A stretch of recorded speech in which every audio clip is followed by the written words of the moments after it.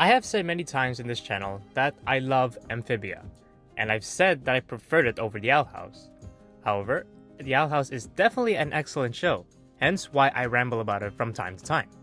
So even with my biases, I acknowledge that it does certain things better than Amphibia, besides capturing a larger audience of course. So what did the Owl House do better than Amphibia? Also, for the hardcore Amphibia fans watching, I am making a part 2 of this video where I answer the inverse question. Also, I shouldn't have to say this, but this is just my opinion on what the Owl House did better. Your personal preferences will likely differ from mine. Anyways, despite my personal preferences, there are a surprising amount of things that I prefer from the Owl House. There are some things that I mentioned before, like how the Owl House really emphasizes its LGBTQ+ representation a lot more than Amphibia. Certain action scenes of the Owl House felt more fluid and polished compared to Amphibia's action scenes, although both really hold their own in that department. Surprisingly, I also preferred the drawing/animation style of the Owl House. While the character designs of Amphibia are a bit more ambitious, with many of their characters being amphibians, the drawing style of the characters did look less unique compared to the Owl House, which has a more recognizable style compared to other cartoons.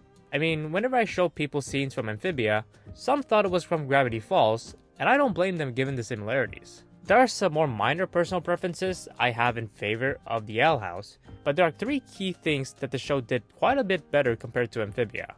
First off, I very much preferred how the Owl House set up their main villain, Emperor Bellows.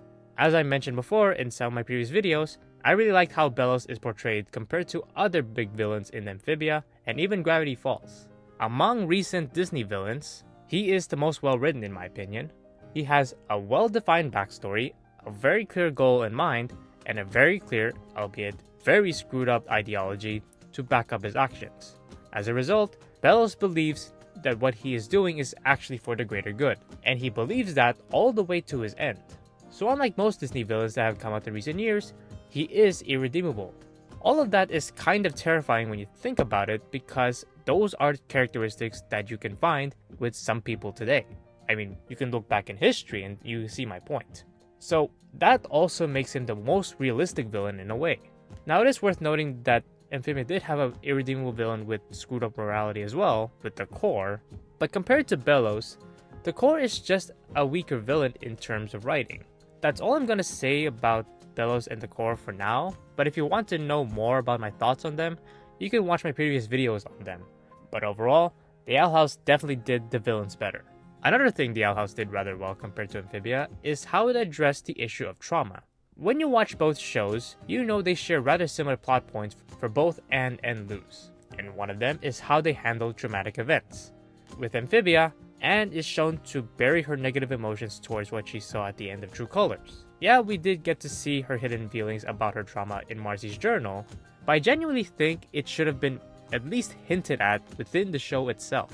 By contrast, not only did the Owl House show Luz struggling with trauma, but it embraced it as a key part of her development. She started out as a positive, enthusiastic girl and remained largely that for most of Season 1. But then, as the show progressed past the last couple episodes of Season 1 and the introduction of Bellows, she got hammered emotionally from tragedy after tragedy, and as a result, she became very cynical.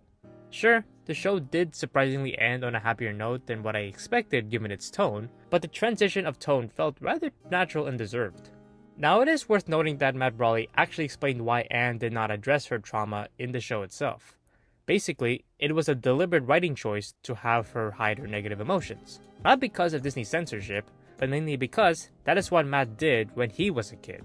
Admittedly, while I understand and somewhat relate to that notion, I still disagree that it's the correct choice because it essentially downplays what happened to Marcy at the end of True Colors, and sidelines her for the rest of Season 3, despite having quite a lot of time to show her. That leads me to the last major thing that the Owl House did better than Amphibia, and it kind of ties in with the first 2 critiques I said earlier, the pacing of the stories themselves. Now this critique is mainly referring to the first 2 seasons of both shows. With Season 3, I actually think Amphibia still has the better pacing due to having a full season to complete the 3rd act. But looking back, I actually agree with others who think the Owl House's first 2 seasons have better pacing, especially for Season 1.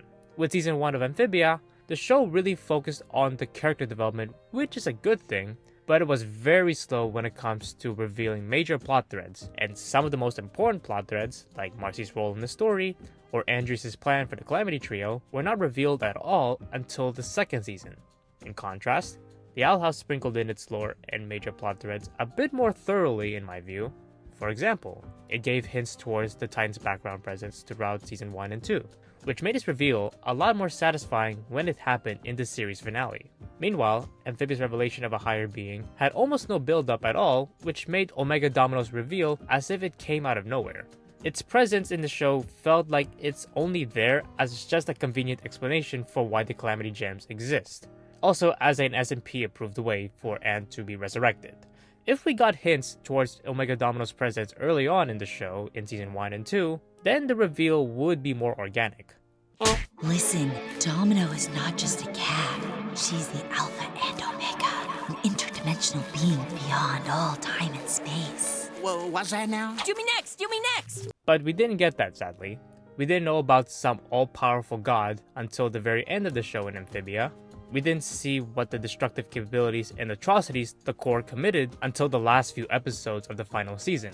Overall, I felt like the Owl House gave us more details on its overarching story and showed it more evenly throughout the show's run. Whereas Amphibia gave very little plot development in the first season, gave some more in the second season, but then dumped most of it in the final season. In other words, the Owl House told its serious overarching story in a better way compared to Amphibia, which makes a lot of sense. While these two shows are story-driven with strong continuity, The Owl House has always been the more dark, serious cartoon, and clearly a good chunk of you prefer that.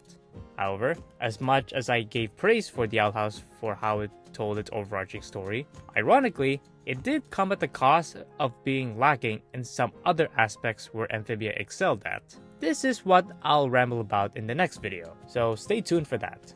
For now though, comment down below what you guys think The Owl House did better than Amphibia, and please give this video a like, and subscribe for more content like this.